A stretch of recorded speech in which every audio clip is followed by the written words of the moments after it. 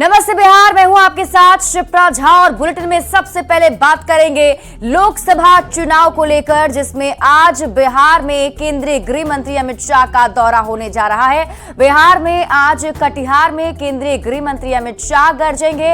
Rajendra stadium में गृह मंत्री अमित शाह चुनावी सभा को संबोधित करने वाले हैं। सीएम नीतीश कुमार भी गृह मंत्री के साथ मंच साझा करेंगे। कटिहार से जेडीयू और एनडीए के उम्मीदवार दुलाल चंद्र गोस्वामी के पक्ष में गृह मंत्री प्रचार करेंगे। गृह मंत्री अमित शाह की सभा को लेकर एनडीए कार्यकर्ताओं का जोश काफी हाई दिख रहा है। तो कटिहार दौरा आज होने जा रहा है केंद्रीय गृह मंत्री अमित शाह का। राजेंद्र स्टेडियम में बड़ी जनसभा को संबोधित करने वाले हैं और साथ ही साथ एनडीए प्रत्याशी दुलाल चंद्र गोस्वामी के पक्ष में वोट की अपील करेंगे। और बड़ी खबर आपको बता दें, मुख्यमंत्री नीतीश कुमार भी इस चुनावी सभा में मौजूद रहने वाले हैं। केंद्रीय गृह मंत्री अमित शाह के साथ आज मंच साझा करेंगे। सीमांचल के इलाके में चुनावी अभियान अब पूरे जोर पकड़ लिया है और पहली बार देश के गृह मंत्री और प्रदेश के मुख्यमंत्री कटिहार के इस मंच से जनसभा को संबोधित करेंगे। इस जनसभा को लेकर तैयारी अब पूरी हो चुकी है। अब कुछ ही देर बाद इस जनसभा को संबोधित करेंगे देश के गृह मंत्री और मुख्यमंत्री। पहली बार ऐसा हो रहा है, जो प्रभारी है उनसे बात कराते हैं। पहली बार इस तरह का संयोग देखने को मिल रहा है। मुख्यमंत्री माननीय नीतीश कुमार, गृह मंत्री माननीय अमित शाह जी का इस चुनाव अभियान का पहली मीटिंग शायद 7 में ज्वाइंट कटिहार के अंदर होने वाला है। दोनों लोग इस सभा को संबोधित करेंगे और कटिहार में आम लोगों में, आम मतदाताओं में बहुत उत्साह है और लगभग एक बड़ी संख्या, हम संख्या के बारे में बोलने की स्थिति में नहीं है, लेकिन एक बड़ी संख्या कटिहार की जनता उनको दोनों को नेताओं को सुनने के लिए इस ग्राउंड में आएंगे। एनडीए प्रत्याशी को बहुत फायदा पहुंचाने वाले हैं और एक कटिहार में एक मैसेज देने वाले हैं पूरे बिहार में कि एनडीए में कितना अच्छा सामंजस्य है और कितना सामंजस्य से हम लोग चुनाव लड़ रहे हैं। किसी प्रकार कोई गतिरोध नहीं है और हम लोग यहाँ से चुनाव जीत रहे हैं। ये मैसेज देने हम लोग आ रहे हैं। और गृह मंत्री जी जो राष्ट्रीय सुरक्षा, जो सबसे महत्वपूर्ण चीज़ है देश के लिए, लगातार अपना देश कैसे मजबूत हो, भारत कैसे मजबूत हो और गृह भारत के अंदर कोई हलचल नहीं कर सके, ऐसे गृह मंत्री यहाँ से स्पष्ट संदेश देश विरोधियों को देंगे। तो देखिए, मैसेज साफ है। पहली बार गृह मंत्री और मुख्यमंत्री एक साथ होंगे और सीमांचल का यही इलाका है। निश्चित तौर पर कई मुद्दे पूरे देश के इस इलाके में अलग है और गृह मंत्री ऐसे मुद्दों पर निश्चित बात रखेंगे, ऐसा एनडीए कार्यकर्ता और नेता मान रहे हैं। सुब्रत, न्यूज़ 18 कटिहार। तो आज कांग्रेस चुनाव समिति की अहम बैठक दिल्ली में होने जा रही है। आपको बता दें, आज सुबह 10:30 बजे ये बैठक होगी। बिहार की 6 लोकसभा सीटों पर मंथन होगा। उम्मीदवारों के नामों पर आज मंथन किया जाना है। तो बिहार की 6 लोकसभा की सीट, जहां पर कांग्रेस ने अभी तक उम्मीदवार के नाम का ऐलान नहीं किया है, उसको लेकर आज कांग्रेस चुनाव समिति की अहम बैठक होने जा रही है। सुबह 10:30 बजे बैठक होगी, जिसमें उम्मीदवारों के नामों पर चर्चा की जाएगी। और इसी बीच बड़ी खबर आपको रांची से बता दें, रांची के प्रभात तारा मैदान में आज उल गुलान न्याय महारैली होने वाली है।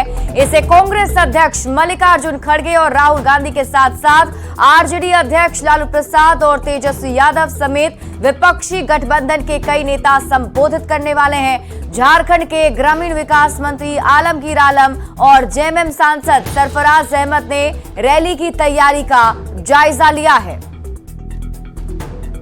नेता जो बोल रहे हैं, स्पीकर जो होंगे, वो अपना बात को रखेंगे। आज समय के अनुसार क्या हमें करना चाहिए और भारत देश का अभी हालत क्या है, आगे हमारी सरकार अगर बनती है तो हम क्या करेंगे और अभी क्या हो रहा है, इसी का बात अपना स्पीकर अपना तरीका से बोलेंगे। लोगों के कितने लोगों के अकाउंट में 15 लाख रुपया आए, कितने लोगों को रोजगार मिला, जो कहा गया था कि हर साल कितना करोड़ देंगे रोजगार, मोदी जी कह रहे थे ना, तो कितने करोड़ लोगों को रोजगार मिला, किस चीज़ का दाम कम हुआ, कहाँ पे क्या बना, सामने देखिए कितने लोग पलायन हुए, देश छोड़ के अच्छे व्यापारी बिजनेसमैन दूसरे जगह चले गए। तो इन सब बातों का मूल्यांकन होगा और निश्चित रूप से देश की जनता इन सब चीज़ों को रख के आगे का फैसला करेगी।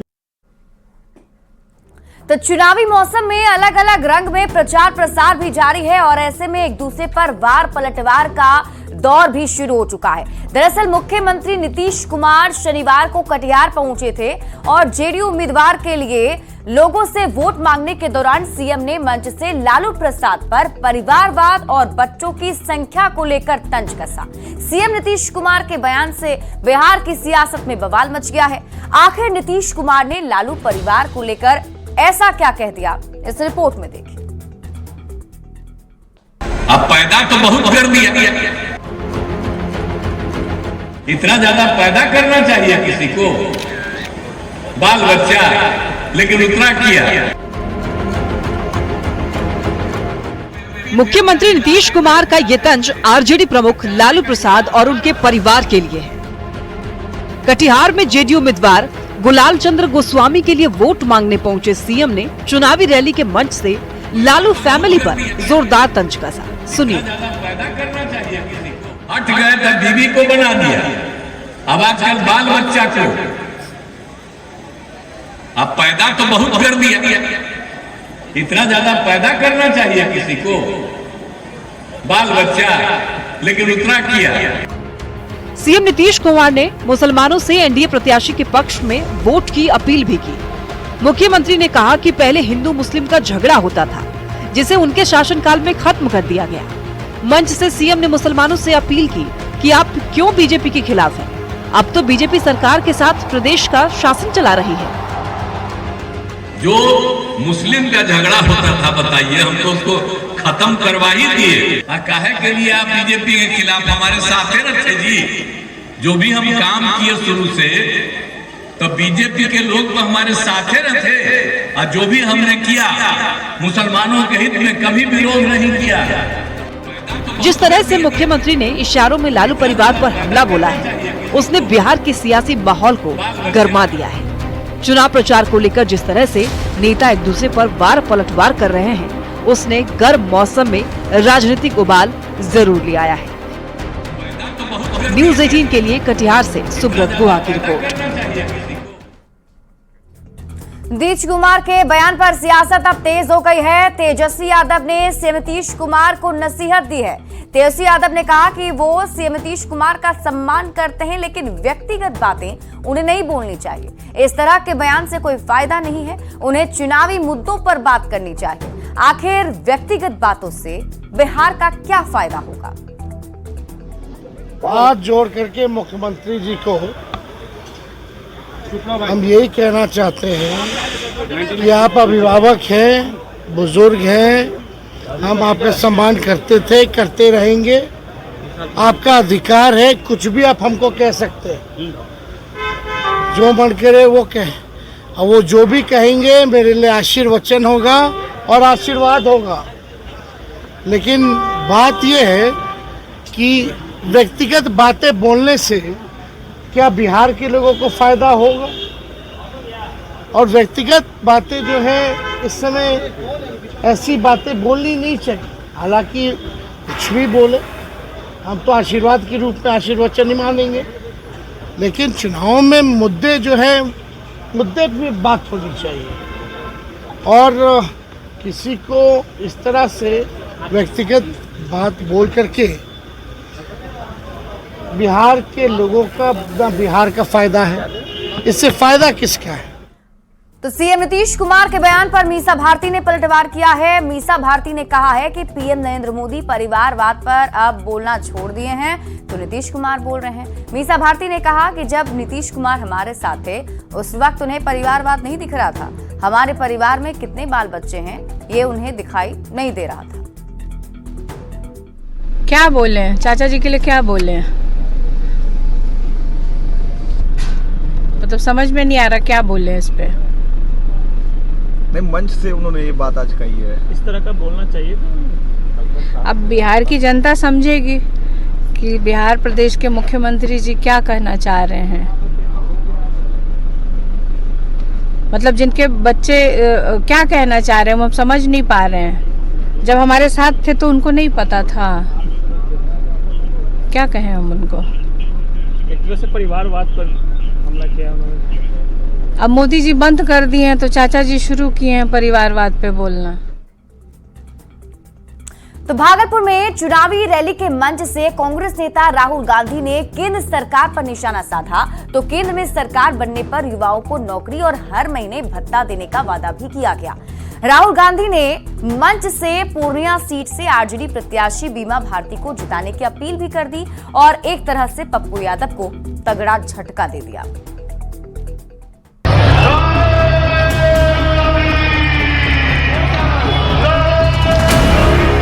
कांग्रेस नेता राहुल गांधी शनिवार को भागलपुर में चुनावी रैली की। राहुल की निशाने पर थी केंद्र की मोदी सरकार। मंच से राहुल गांधी ने दावा किया कि बीजेपी 150 सीट भी पार नहीं करने जा रही। राहुल ने केंद्र सरकार पर युवाओं को नौकरी नहीं देने का आरोप लगाते हुए वादों की झड़ी लगा दी। कहा सरकार बनने पर सभी ग्रेजुएट्स को साल भर की अप्रेंटिस दी जाएगी। हर महीने 8,500 रुपए अकाउंट में आएंगे। ये जो बीजेपी के लोग बोल रहे हैं कितनी सीटें आएंगी उतनी सीटें आएंगी, मैं सीधा बता देता हूं आपको, इनको 150 से ज्यादा नहीं मिलने वाली है। हिंदुस्तान के सारे ग्रेजुएट होल्डर, डिप्लोमा होल्डर, उन सबको 1 साल के लिए अप्रेंटिसशिप मिलेगी। 1 लाख रुपए साल का, 8,500 रुपए महीने का, खटाखट उनके बैंक। राहुल गांधी के मंच पर भागलपुर के कांग्रेस उम्मीदवार अजीत शर्मा, कटिहार से कांग्रेस कैंडिडेट तारिक अनवर के साथ ही बांका और पूर्णिया सीट से आरजेडी उम्मीदवार जयप्रकाश नारायण यादव और बीमा भारती भी मौजूद थी। लोगों से इंडी गठबंधन के उम्मीदवारों को जिताने की अपील करते हुए मंच से बीमा भारती का नाम लिया। अब आप हमारे जो 5 कैंडिडेट्स हैं, अजीत शर्मा जी, तारिक अनवर साहब, बीमा भारती जी, जावेद साहब और जयप्रकाश यादव जी का पूरा समर्थन कीजिए। भारी बहुमत से इनको जिताइए और इंडिया गठबंधन की आप सरकार बनाइए। पूर्णिया सीट से निर्दलीय ताल ठोक रहे पप्पू यादव को राहुल गांधी के बयान से झटका भी लगा। अपनी पार्टी का विलय कांग्रेस में करने वाले पप्पू यादव पर राहुल गांधी ने कोई टिप्पणी नहीं की। ऐसे में पप्पू यादव को साफ संकेत भी देने की कोशिश राहुल गांधी ने की है। न्यूज़ 18 के लिए भागलपुर से आशीष रंजन की रिपोर्ट। तो भागलपुर में राहुल गांधी ने आरजेडी उम्मीदवार बीमा भारती को जिताने की अपील की। राहुल गांधी के बयान के बाद बीमा भारती उत्साहित हैं, तो पप्पू यादव को निराशा हाथ लगी है। पूर्णिया लोकसभा सीट से निर्दलीय प्रत्याशी पप्पू यादव ने तेजस्वी यादव पर जमकर भड़ास निकाली और साथ ही ये भी दावा किया कि राहुल गांधी का उन्हें पूरा समर्थन है। 26 अप्रैल को पूर्णिया का चुनाव संपन्न होने के बाद वो कांग्रेस के स्टार प्रचारक के रूप में अमेठी जाएंगे और कांग्रेस को जिताने का प्रयास करेंगे। पप्पू यादव ने तेजस्वी यादव पर कांग्रेस को कमजोर करने का आरोप लगा दिया है। हमको तो समझ में नहीं आता है, काहे गए थे खड़गे जी के यहाँ क्यों नहीं? राहुल गांधी जी ने तो एक बार भी कुछ नाम तक नहीं लिया। ये अपने मियाँ मिट्ठू बन गए, लेके चले गए। परसों तो इन्होंने कहा एनडीए को जिताओ या तो इंडिया को जिताओ। पप्पू यादव से क्यों लड़ाई है? हम तो कहे आपकी बहन के लिए हम जाएंगे 26 के बाद, और हम कांग्रेस के लिए हम जाएंगे, अमेठी में रहेंगे। ये हेलीकॉप्टर ले जा करके अब कब इन्होंने कांग्रेस का सम्मान किया? ये यहाँ नॉमिनेशन दिलाने आए थे, बगल में तारिक अनवर और बगल में जावेद के लिए गए। और मेरे नेता राहुल गांधी जी, प्रियंका गांधी हैं, थे, रहेंगे। शीशे के घर में रह के पत्थर मत फेंकिए। सब कुछ सबको पता है, दुनिया को पता है। पूर्णिया के श्रीनगर में तेजस्वी यादव ने आरजेडी प्रत्याशी बीमा भारती के पक्ष में चुनाव प्रचार किया। तेजस्वी यादव ने पप्पू यादव का बिना नाम लिए कहा कि कुछ लोग राहुल गांधी के समर्थन का दावा करते थे, लेकिन राहुल गांधी ने खुद बीमा भारती को भागलपुर बुलाया और उन्हें आशीर्वाद दे दिया है। राहुल गांधी ने बीमा भारती को जिताने की अपील की है। तेजस्वी यादव ने पप्पू यादव को बीजेपी की बी टीम बताया है। और राहुल गांधी जी ने बीमा भारती जी को भागलपुर बुलाया। हम सब लोग राहुल गांधी जी के साथ भागलपुर में चुनावी जनसभा में थे और बीमा भारती जी को बुला करके उन्होंने इनको आशीर्वाद दिया है और पूरा समर्थन जो है बीमा भारती जी को दिया है। मेरे को, मेरे पिताजी को एक बार नहीं सैकड़ों बार गालियां दिया गया, लेकिन हमने कभी जवाब पलट के नहीं दिया। हम बोले देने दीजिए, गाली बीजेपी वाला दिलवा रहा है, पैसा उन पर खर्च कर रहा है ताकि हम लोग का वोट कटेगा और बीजेपी आ जाए, इसीलिए खड़ा किया गया। बीजेपी के पैसे पे हेलीकॉप्टर पे घूम रहे थे। और यहाँ रुक रहे एक छोटे से ब्रेक के लिए, कुछ और खबरों के साथ जल्द लौटते हैं वापस।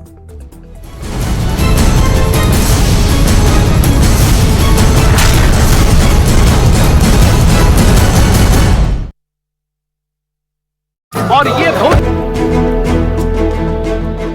तो कहीं शादी के जोड़े में दूल्हा दुल्हन वोट देने पहुंचे।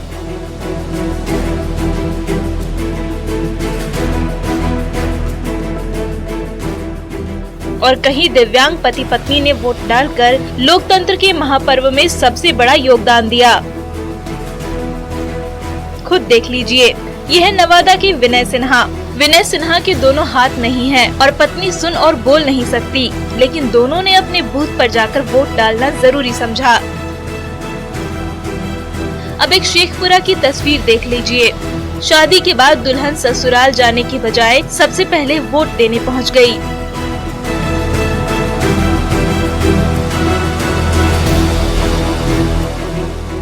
अब जज्बे को सलाम करने वाली इन 4 तस्वीरों को देख लीजिए। व्हील चेयर पर बुजुर्ग वोट देने पहुंच गए तो 105 साल की बुजुर्ग महिला वोटर ने वोट की चोट से उन लोगों को संदेश दिया जो गर्मी का बहाना बनाकर घर से निकलने से कतराते रहे। Bureau report, news 18।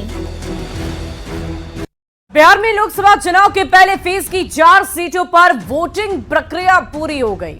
वोटर्स ने बढ़ चढ़कर वोटिंग में हिस्सा लिया। हालांकि चिलचिलाती गर्मी का असर कहीं कहीं देखने को मिला, लेकिन मतदान के दौरान कहीं भी किसी तरह की हिंसक घटना नहीं घटी।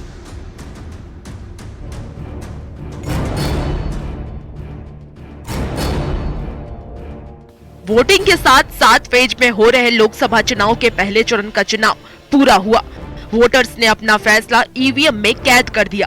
पहले फेज के 4 सीटों पर 6 बजे तक 48.23% वोटिंग हुई, जो 2019 के लोकसभा चुनाव से कम है।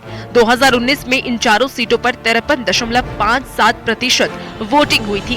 चारों पार्लियामेंट्री कॉन्स्टिट्यूएंसीज का एवरेज VTR 48.23 48.23% है, जो 6 बजे तक ये अप्रोक्सीमेट है।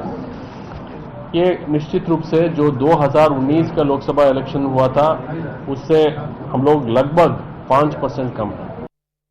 औरंगाबाद में शाम 6 बजे तक 50% वोटिंग हुई, तो जमुई में भी 50% के करीब वोटिंग हुई, जबकि गया में 52% वोट पड़े और नवादा में 41.50% वोट पड़े।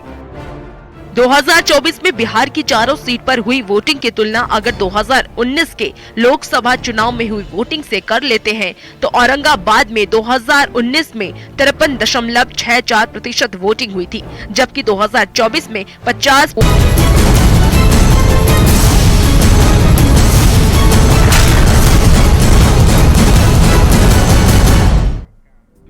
ब्रेक के बाद एक बार फिर से आप सभी का स्वागत है। बढ़ते हैं आगे। पटना साहिब से बीजेपी प्रत्याशी रविशंकर प्रसाद ने खुसरूपुर का दौरा किया है। रविशंकर प्रसाद ने एनडीए कार्यकर्ताओं को केंद्र की उपलब्धियों को जन जन तक पहुंचाने को कहा है।